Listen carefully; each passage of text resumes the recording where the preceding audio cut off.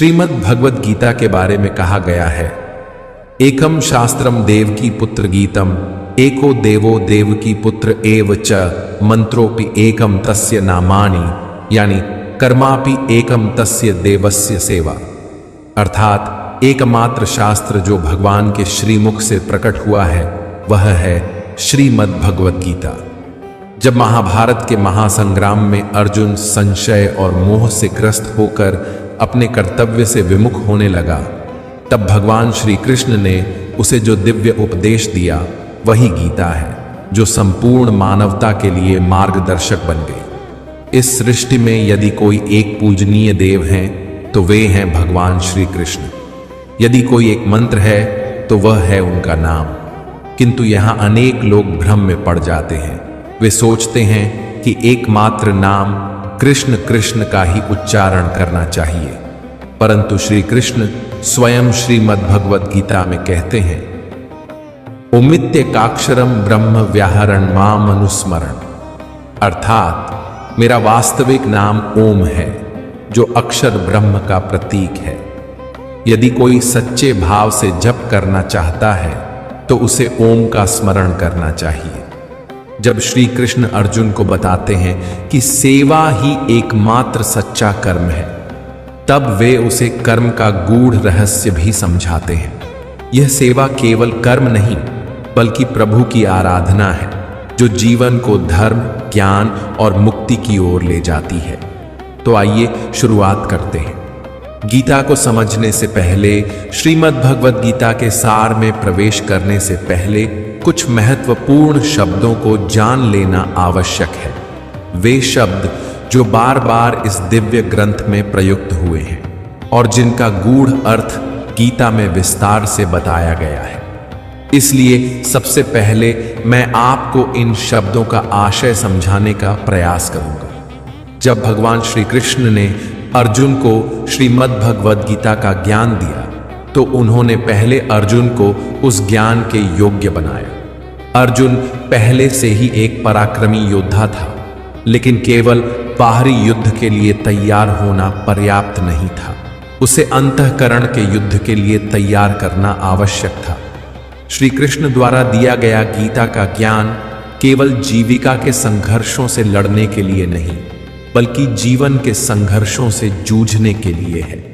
यह एक साधारण उपदेश नहीं बल्कि एक गहरा प्रशिक्षण है, एक आध्यात्मिक कोर्स जो आत्मा को जागृत करने के लिए रचा गया है।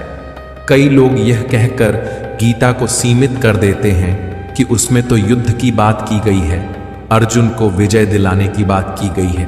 परंतु सच्चाई यह है कि जो युद्ध गीता में वर्णित है वह केवल कुरुक्षेत्र का नहीं बल्कि मनुष्य के भीतर चलने वाले संघर्ष का प्रतीक है।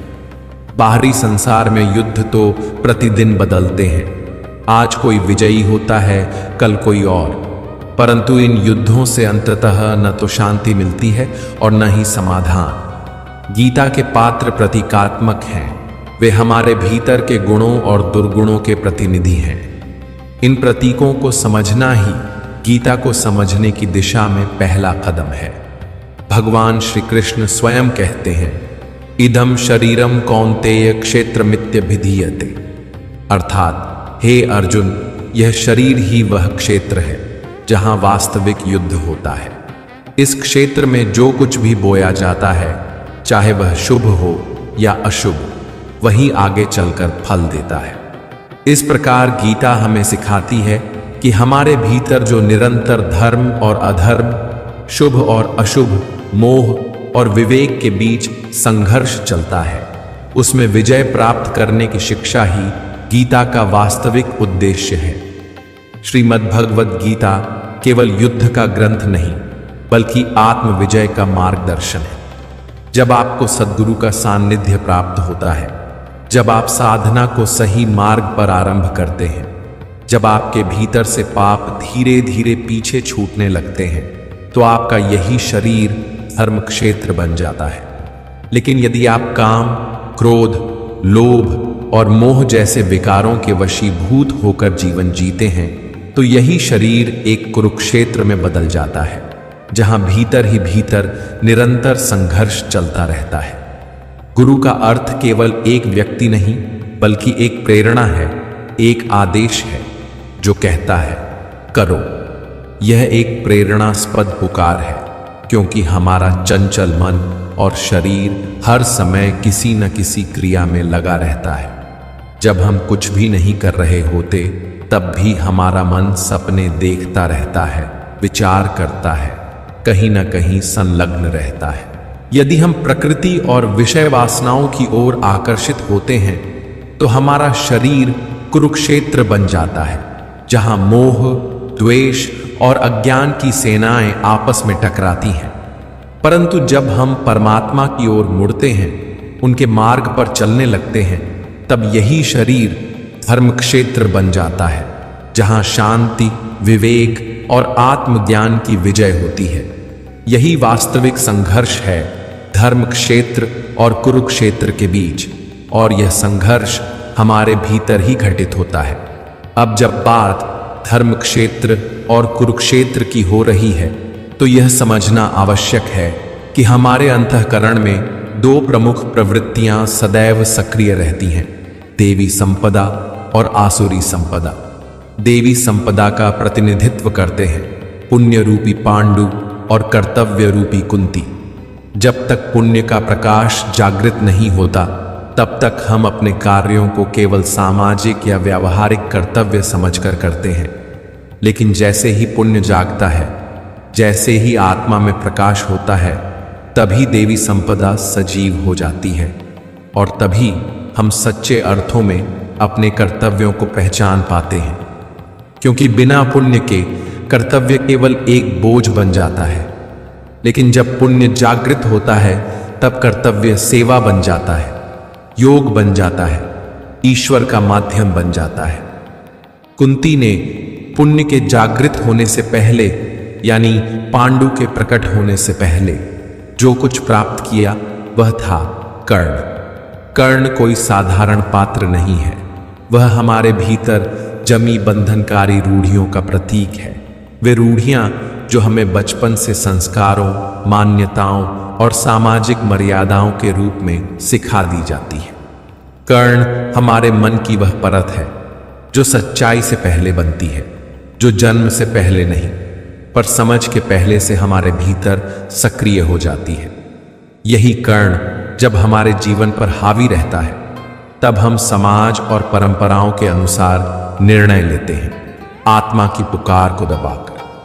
परंतु जिस दिन पुण्य जागृत होता है, उसी दिन देवी संपदा भी प्रकट हो जाती है। और जब यह संपदा जागृत होती है, तो हमारे अंतःकरण में धर्म रूपी युधिष्ठिर का जन्म होता है, अनुराग रूपी अर्जुन उत्पन्न होता है। वह अर्जुन जो भगवान की ओर आकर्षित होता है, जिसने यह निर्णय ले लिया है कि उसे ईश्वर को पाना है, उस दिव्य ज्ञान को समझना है। और जब इस अनुराग का अंकुर आपके भीतर फूट पड़ता है, तभी आप भगवत गीता को समझने योग्य बनते हैं। फिर आपके भीतर भाव रूपी भीम जागृत होता है, वह प्रबल भावना जो धर्म के लिए हर चुनौती से टकराने को तैयार रहती है। नियम रूपी नकुल आपके जीवन में व्यवस्था लाता है, अनुशासन की भावना लाता है। सत्संग रूपी सहदेव आपको सत्संग की ओर, ज्ञान की ओर, साधुजनों की ओर ले जाता है। और साथ ही सात्विकता रूपी सात्विकी भी आपके स्वभाव में समा जाती है, जो आपके जीवन को निर्मल बनाती है। यही सात्विक प्रवृत्तियां जब एक साथ जागृत होती हैं, तो आपका मन कर्तव्य के द्वारा भाव पर विजय की ओर अग्रसर होता है। और यही कुंती भोज कहलाता है, जहां कर्म और भावना का संतुलन होता है। इन सातों प्रवृत्तियों को 7 अक्षौहिणी सेनाओं के रूप में दर्शाया गया है। अक्ष का अर्थ है दृष्टि, वह दृष्टिकोण जो सत्य की ओर देखता है। ये 7 सीढ़ियां हैं, 7 भूमिकाएं हैं जो हमें परमात्मा तक की यात्रा पर ले जाती हैं। ये गणनाएं केवल प्रतीक नहीं, बल्कि आत्मिक विकास के 7 चरण हैं। और ये प्रवृत्तियां, ये दिव्य शक्तियां अनंत हैं, सीमाहीन हैं। अब यदि हम आसुरी संपदा की बात करें, यानी कि उस कुरुक्षेत्र की जो हमारे भीतर ही उभरता है, तो उसमें शामिल होती हैं हमारी 10 इंद्रियां और एक चंचल मन। ये मिलकर कुल 11 सेनाएं बनाती हैं जो आसुरी प्रवृत्तियों का प्रतिनिधित्व करती हैं। इस कुरुक्षेत्र का राजा है धृतराष्ट्र, वह व्यक्ति जो सत्य को जानता है, जिसने धर्म के उपदेश सुने हैं लेकिन फिर भी आंखें मूंद कर जीता है। वह धृतराष्ट्र है। वह अज्ञानता का प्रतीक है। उसे अपने मोह से अधिक कुछ नहीं दिखता। उसकी जीवन संगिनी है गांधारी, जो हमारी इंद्रियों पर आधारित प्रवृत्ति का प्रतिनिधित्व करती है, जो जानबूझकर अपनी आंखों पर पट्टी बांध लेती है जिससे सत्य दिखाई ही ना दे। इन दोनों के संतान रूप में मोह का प्रतिनिधित्व करता है दुर्योधन। वही मोह जो सभी समस्याओं का मूल है, वही जो हमें संसार से बांध कर रखता है। इसके बाद आता है दुर्बुद्धि रूपी दुशासन, जिसकी बुद्धि भ्रष्ट हो चुकी है और जो सही गलत का भेद करना भूल गया है। फिर आते हैं भीष्म, जो भ्रम का प्रतीक है। भ्रम के कारण ही मनुष्य जीवन भर किसी एक सत्य को पकड़ नहीं पाता। इन पात्रों और प्रवृत्तियों का विस्तार गीता में प्रतीकात्मक भाषा में किया गया है, ताकि हम अपने भीतर चल रहे धर्म और अधर्म के युद्ध को पहचान सकें और जीत का मार्ग चुन सकें। इनके बारे में आगे विस्तार से बात करेंगे। इन सभी पात्रों और प्रवृत्तियों के बीच एक और पुण्यात्मा विद्यमान है, विदुर। वह स्वयं अज्ञान के वातावरण में रहता है, परंतु उसकी दृष्टि सदैव पांडवों के कर्मों पर टिकी रहती है। उसका मन, उसकी चेतना हमेशा धर्म की ओर आकृष्ट रहती है। वह उनके साथ जुड़ना चाहता है, उनके मार्ग पर चलना चाहता है। विदुर वह पात्र है जो अधर्म के बीच रहकर भी धर्म की तलाश करता है, अज्ञान में रहते हुए भी प्रकाश की ओर बढ़ने का प्रयास करता है। यही उसकी विशेषता है। अब आइए श्रीमद् भगवद गीता के प्रथम अध्याय की ओर बढ़ते हैं और समझते हैं कि इस अध्याय से हमें क्या सीख मिलती है। मैं यहाँ सरल और सहज शब्दों में कुछ महत्वपूर्ण बातें आपके सामने रखने का प्रयास करूंगा। श्रीमद् भगवद गीता के प्रथम अध्याय का पहला श्लोक है, धृतराष्ट्र उवाच धर्मक्षेत्रे कुरुक्षेत्रे संवेता युयुत्सवः माम का पांडवाश्चैव किम कुर्वत संजय। इस श्लोक में धृतराष्ट्र, जो जन्म से अंधे थे, संजय से प्रश्न करते हैं। यद्यपि वे शारीरिक रूप से दृष्टिहीन थे, फिर भी उन्होंने महाभारत का संपूर्ण युद्ध देखा, परंतु किसके माध्यम से? संजय के माध्यम से। धृतराष्ट्र यहां अज्ञानता का प्रतीक है और संजय प्रतीक हैं संयम और विवेक के।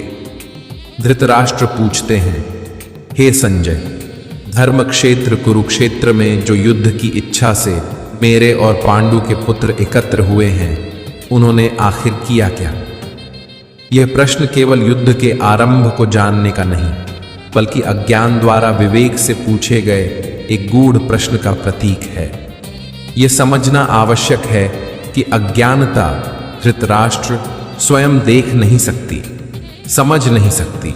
उसे विवेक और संयम संजय के माध्यम से ही सत्य का ज्ञान हो सकता है।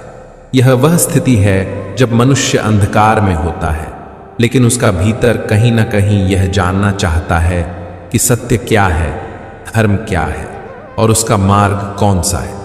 लेकिन जब तक मोह रूपी दुर्योधन यानी अज्ञानता का पुत्र जीवित रहेगा, धृतराष्ट्र की दृष्टि सदैव कौरवों की ओर ही रहेगी। उसकी सोच सीमित, पक्षपातपूर्ण और विकारों से ग्रस्त रहेगी। यही गीता की शुरुआत की मूल चेतावनी है। जैसा कि श्री कृष्ण ने स्वयं गीता में कहा है, इदम शरीरम कौन्तेय क्षेत्र मित्यभिधीयते। हे अर्जुन, यह शरीर ही क्षेत्र है। यह युद्ध का मैदान सिर्फ कुरुक्षेत्र नहीं है, बल्कि हमारा शरीर, हमारा मन, हमारी चेतना ही वह क्षेत्र है जहां धर्म और अधर्म, ज्ञान और अज्ञान, संयम और मोह के बीच निरंतर युद्ध चल रहा है। श्रीमद् भगवद गीता का प्रथम अध्याय इसी भीतरी युद्ध की भूमिका है। जिसे समझे बिना गीता का मर्म नहीं समझा जा सकता। जैसे जैसे आप श्रीमद् भागवत गीता का अध्ययन करते जाएंगे, आप पाएंगे कि प्रारंभिक अध्यायों में अनेक पात्रों का उल्लेख होता है, किंतु आगे चलकर संवाद केवल भगवान श्री कृष्ण और अर्जुन के बीच सीमित रह जाता है। इसका एक गूढ़ संकेत है, यह दिव्य ज्ञान केवल उस अनुरागी अर्जुन के लिए है जिसने शरणागति को अपनाया है, क्योंकि जब तक व्यक्ति स्वयं भगवान को पाने की तीव्र इच्छा नहीं करता, तब तक गीता का ज्ञान उसके भीतर नहीं उतरता। अब यदि हम प्रथम अध्याय के 11वें श्लोक को देखें तो वहां दुर्योधन अपने गुरु द्रोणाचार्य से कहता है, अयनेषु च सर्वेषु यथा भागम वस्थिता भीष्ममेवाभिरक्षन्तु भवन्तः सर्व एव ही। अर्थात हे आचार्य, सभी योद्धा अपने अपने मोर्चों पर स्थित रहे, किंतु सब मिलकर पितामह भीष्म की रक्षा करें। यहां दुर्योधन कहता है कि अगर भीष्म जीवित हैं तो हम अजेय हैं, इसलिए उन्हें केवल युद्ध में भाग लेने की आवश्यकता नहीं, बल्कि उनकी रक्षा की जानी चाहिए। अब जरा सोचिए, भीष्म जैसे महायोद्धा जिन्हें मृत्यु का भी वरण करने की स्वतंत्रता थी, जिन्हें इच्छा मृत्यु का वरदान प्राप्त था, उन्हें अब स्वयं की रक्षा के लिए दूसरों की आवश्यकता पड़ रही है। ये कोई साधारण दृश्य नहीं है। जैसा कि पहले बताया गया, महाभारत के ये पात्र प्रतीकात्मक हैं, रूपकात्मक हैं। भीष्म यहाँ भ्रम के प्रतीक हैं, और जब तक भ्रम जीवित है तब तक कौरव यानी आसुरी प्रवृत्तियां अजेय मानी जाती हैं। यहाँ अजेय का अर्थ यह नहीं कि उन्हें पराजित नहीं किया जा सकता, बल्कि यह कि उन्हें पराजित करना अत्यंत कठिन होता है। जब तक भीतर भ्रम बना रहता है, सही और गलत में भेद स्पष्ट नहीं होता, तब तक मोह, अज्ञान और कष्ट भी बने रहते हैं। लेकिन जैसे ही भ्रम समाप्त होता है, वैसे ही अविद्या, मोह और सभी विकार अपना अस्तित्व खोने लगते हैं। इसलिए भीष्म का जीवित रहना केवल युद्ध में उनकी भूमिका नहीं, बल्कि यह बताने का संकेत है कि जब तक हमारे भीतर का भ्रम जीवित है, तब तक आध्यात्मिक विजय संभव नहीं है। दुर्योधन अपने गुरु द्रोणाचार्य से कहता है, गुरुदेव, पांडवों की सेना का नेतृत्व भीम कर रहा है और हमारी सेना का नेतृत्व पितामह भीष्म कर रहे हैं। यह बात केवल युद्ध के प्रबंध की नहीं, बल्कि एक गहरा प्रतीक है। भीम यहाँ भाव का प्रतीक है, और केवल भावों में ही परमात्मा का वास होता है। जब तक आपके भीतर सच्चे भाव हैं, तब तक आप परमात्मा की ओर बढ़ सकते हैं, उनकी अनुभूति कर सकते हैं। लेकिन जब तक भीतर भ्रम जीवित है, जिसे भीष्म के रूप में दर्शाया गया है, तब तक आपकी चेतना आसुरी संपदा से घिरी रहती है, और यह भ्रम बना रहता है कि असली सुख तो संसार के भोगों में है। इस समय जो राजा है वह मोह रूपी दुर्योधन है। वही संवाद कर रहा है गुरु द्रोणाचार्य से, जो द्वैत बुद्धि का प्रतीक है। द्वैत यानी मैं अलग हूं और परमात्मा अलग है। जब तक यह अनुभूति बनी रहती है कि हम और ईश्वर अलग हैं, तब तक वह द्रोणाचार्य जीवित रहते हैं। आचार्य द्रोण के बारे में कहा जाता है कि जब तक उनके हाथ में शस्त्र है, उन्हें कोई पराजित नहीं कर सकता। वे अजेय हैं, और यही द्वैत बुद्धि का स्वभाव भी है, जो तब तक टूटती नहीं जब तक कि उसे भीतर से कोई गहरी चोट न दी जाए। तब भगवान श्री कृष्ण ने एक युक्ति रची। उन्होंने कहा, कौरवों की सेना में एक हाथी है जिसका नाम अश्वत्थामा है। अगर उसे मार दिया जाए और यह प्रचार कर दिया जाए कि अश्वत्थामा मारा गया, तो द्रोणाचार्य इसे अपने पुत्र की मृत्यु समझ लेंगे। यही हुआ। भीम ने अश्वत्थामा नामक हाथी को मार दिया। फिर युधिष्ठिर ने सत्य को न तोड़ते हुए धीरे से कहा, अश्वत्थामा हथ, और बाकी शब्द नर व कुंजर, मनुष्य या हाथी, धीमे स्वर में बोले। द्रोणाचार्य ने केवल पहले भाग को सुना और मान लिया कि उनका पुत्र मर गया है, उनके हाथ से धनुष छूट गया, वे निष्प्राण से युद्ध भूमि में बैठ गए और तब उनकी मृत्यु हुई।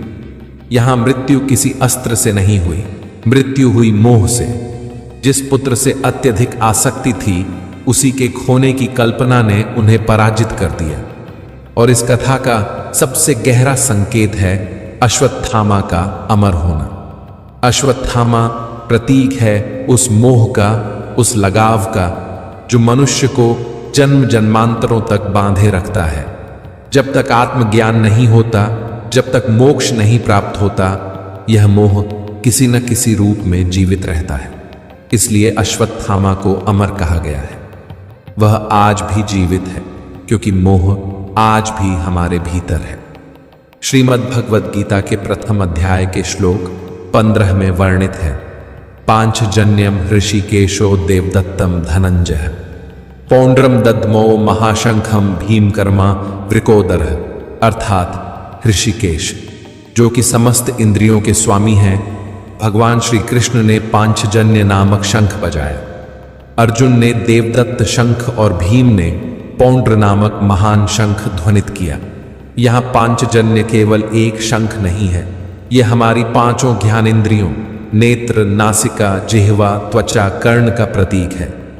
भगवान जब इसे ध्वनित करते हैं तो यह उद्घोष करते हैं कि अब ये इंद्रियां संसार में भटकने के लिए नहीं बल्कि परमात्मा के अधीन होने के लिए तैयार है। पांचों इंद्रियों को संयमित कर भक्त की श्रेणी में लाने का यह आह्वान है। भगवान श्री कृष्ण केवल एक सारथी नहीं, सद्गुरु हैं, योगेश्वर हैं। जब अर्जुन युद्ध भूमि में भ्रमित हो गया, मोह से भर गया, तब उसने श्री कृष्ण से कहा, शिष्यस्ते हम शादिमा त्वां प्रपन्नम, अर्थात हे प्रभु, मैं अब आपका शिष्य हूं, आपकी शरण में हूं, मुझे ज्ञान दीजिए, मेरा मार्गदर्शन कीजिए, मुझे पार लगाइए। जब तक कोई शिष्य स्वयं को पूर्णतः भगवान के हवाले नहीं करता, जब तक भगवान स्वयं उसके हाथ नहीं थामते, तब तक सच्चे अर्थों में साधना, ध्यान, भजन या आत्मान्वेषण की यात्रा आरंभ नहीं होती। अब बात करते हैं शिखंडी की, जिसे कभी शिखंडिनी कहा गया। यह नाम मात्र एक योद्धा का नहीं बल्कि एक गहरा प्रतीक है। यथार्थ गीता में स्वामी जी कहते हैं कि शिखंडी का अर्थ है शिखा सूत्र का त्याग, अर्थात जब व्यक्ति अपने बाह्य आडंबर, जातिगत अभिमान, कर्मकांड की दिखावे वाली प्रवृत्तियों को त्याग देता है, जब वह केवल सत्य की खोज में लग जाता है, तब वह शिखंडी बनता है। और भीष्म जो भ्रम का प्रतीक है, वह उसी शिखंडी के माध्यम से पराजित होते हैं। शिखंडी हमें याद दिलाता है कि मोक्ष की ओर बढ़ने के लिए बाह्य धार्मिकता का त्याग और आंतरिक ईमानदारी जरूरी है। जब तक शिखा सूत्र, जात पात, आडंबर नहीं टूटते, तब तक भीष्म रूपी भ्रम अजेय बना रहता है। शिखा उस लक्ष्य का प्रतीक है जिसे मनुष्य को अपने जीवन में प्राप्त करना होता है, वह परम लक्ष्य, वह परमात्मा की प्राप्ति। और सूत्र हमारे भीतर जड़े हुए संस्कारों का प्रतीक है। वे संस्कार जो जन्मों से हमारे साथ चले आ रहे हैं, जो हमें बार बार मोह, भय, क्रोध, लोभ, अहंकार जैसे बंधनों की ओर खींचते हैं। जब तक मनुष्य अपने लक्ष्य को पूरी तरह प्राप्त नहीं कर लेता, जब तक वह ईश्वर से एकाकार नहीं हो जाता, तब तक ये संस्कार उसे जकड़े रहते हैं, उसे बांधे रखते हैं।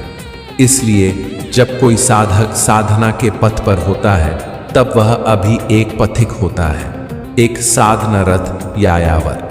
लेकिन जिस क्षण वह अपने जीवन के अंतिम लक्ष्य को प्राप्त कर लेता है, आत्मबोध को पाल लेता है, उसी क्षण ये संस्कार, ये पीछे बंधी डोर स्वयं टूट जाती है। तब जाकर सच्चा त्याग, सच्चा संन्यास संभव हो पाता है और उसी क्षण भीष्म रूपी भ्रम का अंत हो जाता है। यही प्रतीक है शिखंडी द्वारा भीष्म के वध का। अब आते हैं श्रीमद् भगवद गीता के प्रथम अध्याय की ओर। इस अध्याय के आरंभिक भाग में पात्रों का परिचय होता है। कौन कौन योद्धा हैं, कौन महारथी कहाँ खड़ा है, किसके हाथ में कौन सा शंख है, कौन सेना का नेतृत्व कर रहा है। लेकिन जैसे ही यह अध्याय आगे बढ़ता है, मंच पर केंद्र में आता है अर्जुन। वह अर्जुन जो युद्ध भूमि के बीच अपने रथ को खड़ा करवाना चाहता है। वह श्री कृष्ण से निवेदन करता है, हे माधव, मेरा रथ दोनों सेनाओं के बीच ले चलो, ताकि मैं देख सकूं कि कौन कौन लोग युद्ध के लिए एकत्रित हुए हैं। भगवान श्री कृष्ण रथ को आगे बढ़ाते हैं और अर्जुन को उनके सामने खड़े कुटुंबियों, मित्रों, गुरुजनों को दिखाते हैं। जब अर्जुन अपने सगे संबंधियों को सामने देखता है, कोई मामा है, कोई दादा, कोई भाई है, कोई ससुर है, तब उसके भीतर गहरी हलचल शुरू हो जाती है।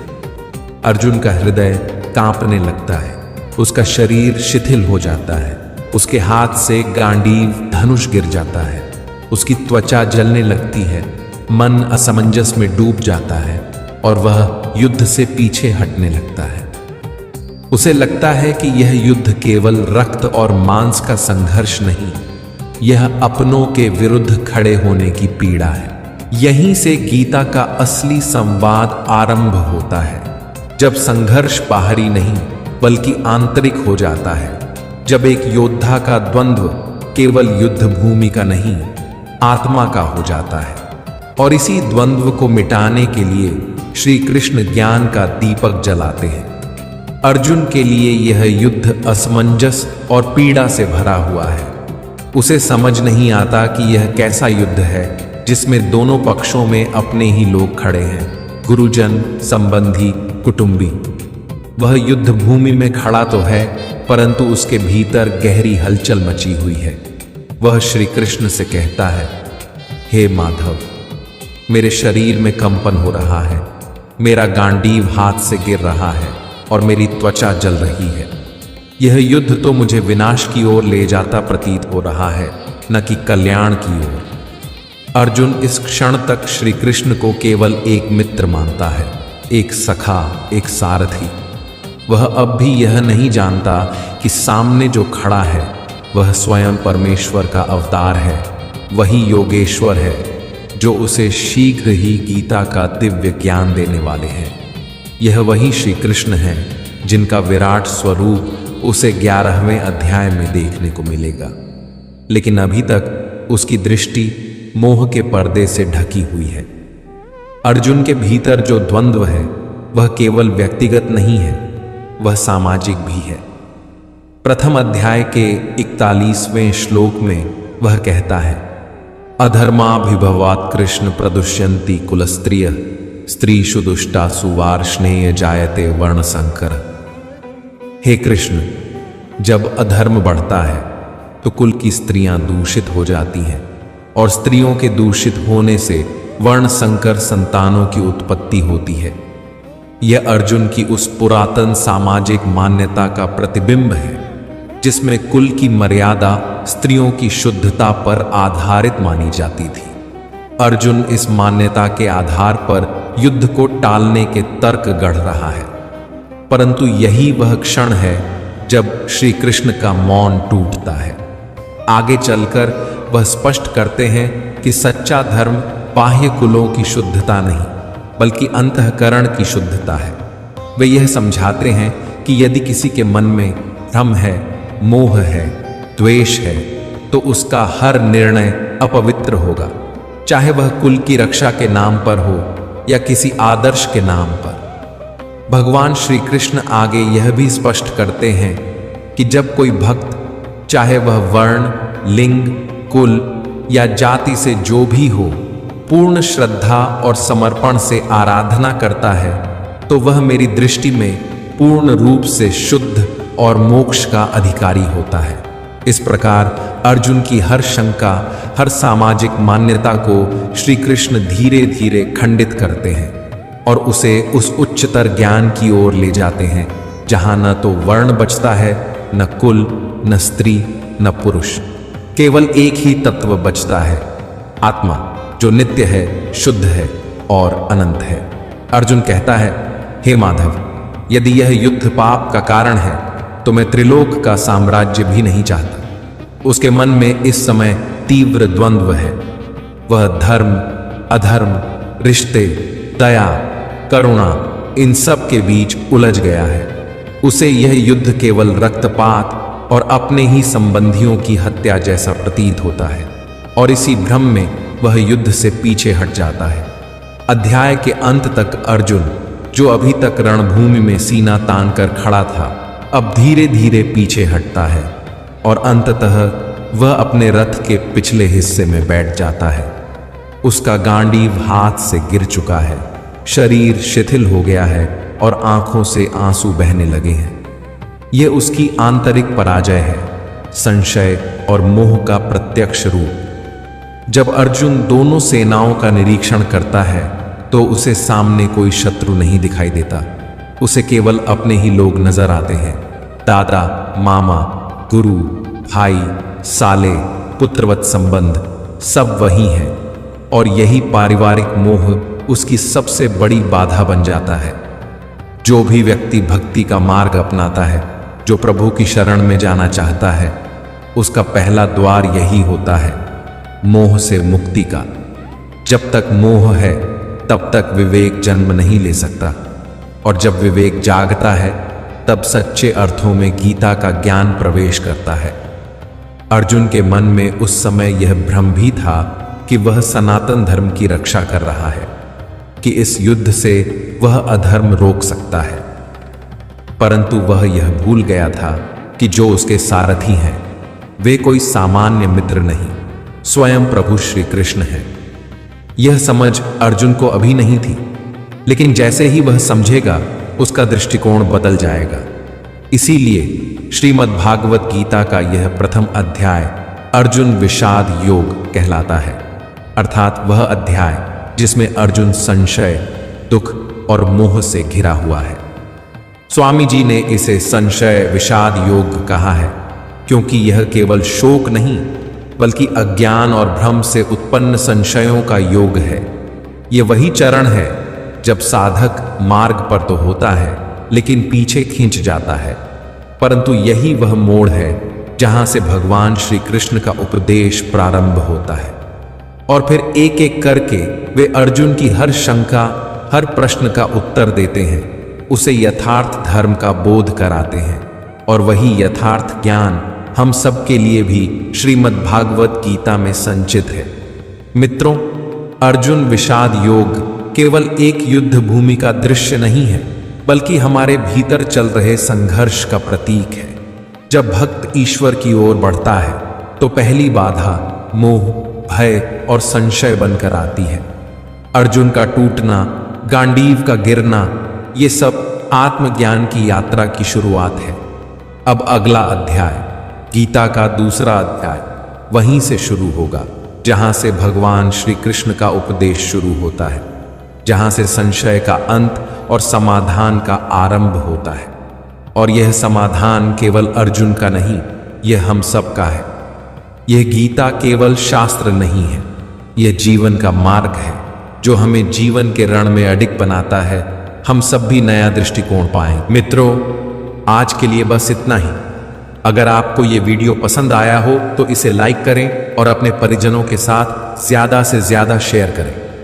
कमेंट में जय श्री राधे कृष्ण लिखना ना भूलें, और ऐसे ही और ज्ञानवर्धक वीडियो देखने के लिए हमारे चैनल को सब्सक्राइब करें और घंटी का बटन भी दबाएं। अंत तक मुझे सुनने के लिए आपका बहुत बहुत धन्यवाद। जय श्री राधे कृष्ण। राधे राधे।